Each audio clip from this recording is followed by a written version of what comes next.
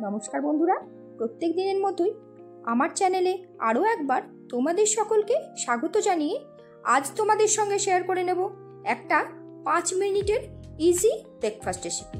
যে রেসিপিটা বিকেলের নাস্তা হিসেবেও খেতে কিন্তু দুর্দান্ত লাগবে। চলো তাহলে দেরি না করে শুরু করা যাক আজকের রেসিপি।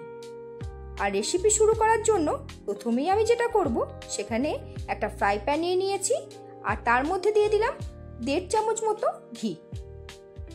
এবার ঘিটা ভালোভাবে গরম করে এর মধ্যে হাফ বাটি সিমাই দিয়ে দিলাম। এবার সিমাইটা লো টু মিডিয়াম ফ্লেমে একটু লাল লাল করে ভেজে নেব। আর ভাজতে ভাজতে তোমাদের সাথে সবার প্রথমে একটু গল্প করে নিই।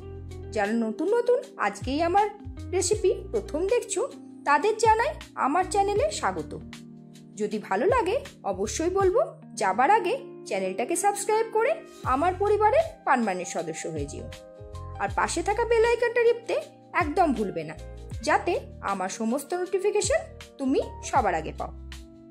চলো, দেখলে তো গল্প করতে করতেই কিন্তু এটা ভাজা হয়ে গেল। এবার যে বাটিটাতে সিমাই দিয়েছিলাম সেই বাটিটারই হাফ বাটি পরিমাণ জল এখানে দিয়ে দিলাম। আর এটা সেদ্ধ হওয়ার জন্য 2 মিনিটের জন্য ছেড়ে দেব। এর মধ্যে কোনো রকম লবণ আমি অ্যাড করছি না, কারণ লবণ দিলে এটা খুব তাড়াতাড়ি নরম হয়ে যাবে। চলো, এটা তো হয়ে গেছে। এবার এটাকে একটু ঠান্ডা জল দিয়ে ছেঁকে রেখে দিচ্ছি। যেহেতু এটা ঠান্ডা জল দিয়ে দিয়েছি, এটা একদমই গায়ে লাগবে না আর ঠান্ডা হতে হতে আরও বেশি ঝরঝরে হয়ে যাবে। আর এবার এই কড়াইয়ে তেল বসিয়ে দিয়ে এর মধ্যে দিয়ে দিচ্ছি সামান্য একটু গোটা জিরে। এবার দিয়ে দিলাম কিছুটা পরিমাণে কারি পাতা। এবার এর মধ্যে দিয়ে দিলাম কিছুটা কেটে রাখা গাজর। এবার গাজরটা 1 মিনিট মতো নাড়াচাড়া করে এর মধ্যে দিয়ে দিচ্ছি পরিমাণ মতো লবণ। দেখো, গাজরটা নরম হয়ে গেছে। এবার এর মধ্যে অ্যাড করে দেব আরও কিছু ভেজিটেবল, যেমন রেখেছি একটু বিনস কুচি, একটু ক্যাপসিকাম কুচি আর সামান্য পেঁয়াজ কুচি। আমি এখানে কোনো রকম লঙ্কা অ্যাড করিনি। তোমরা চাইলে এখানে কাঁচা লঙ্কা কুচি দিতে পারো, বা চাইলে ব্ল্যাক পেপারও সামান্য দেওয়া যায়। এবার এটাকে একটু নাড়াচাড়া করে ভাজা ভাজা করে নেওয়ার পর এর মধ্যে দিয়ে দিচ্ছি খুব সামান্য হলুদ। এবার সবকটা সবজি বেশ ভালোভাবে ভেজে নেওয়ার পরে এই সবজিগুলোকে এক সাইডে একটু সরিয়ে মাঝখানে তেলটা একটু ফাঁকা করে নেব। এবার এর মধ্যে দিয়ে দিলাম খুব সামান্য পরিমাণে বাদাম। এবার এই তেলের মধ্যে এই বাদামটাকেও একটু ভেজে নেব।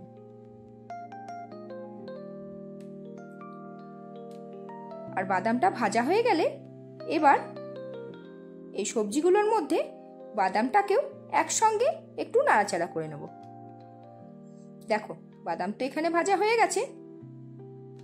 এবার সবজির সাথে বাদামটাকে ভালোভাবে নাড়াচাড়া করে এরপর এর মধ্যে দিয়ে দেব একটা মশলা। এখানে দিয়ে দিচ্ছি 1 চামচ মতো ম্যাগি মশলা। ম্যাগি মশলা দিলে এর টেস্টটা কিন্তু খুব সুন্দর লাগে। আর যদি তোমরা ম্যাগি মশলা ভালো না বাসো, তাহলে হাফ চামচ মতো গরম মশলা দিয়ে দিলেও চলবে। এবার সেদ্ধ করে রাখা সিমাইটা এর মধ্যে অ্যাড করে দিলাম। এবার বেশ ভালোভাবে এটাকে নাড়াচাড়া করে নেব। যেহেতু সিমাইটা একদম ঝরঝরে আছে, তাই নাড়াচাড়া করতে কোনো রকম অসুবিধা হবে না। যেহেতু এটা নুন মিষ্টি হবে, তাই দিয়ে দিলাম এখানে 1 চামচ পরিমাণ চিনি।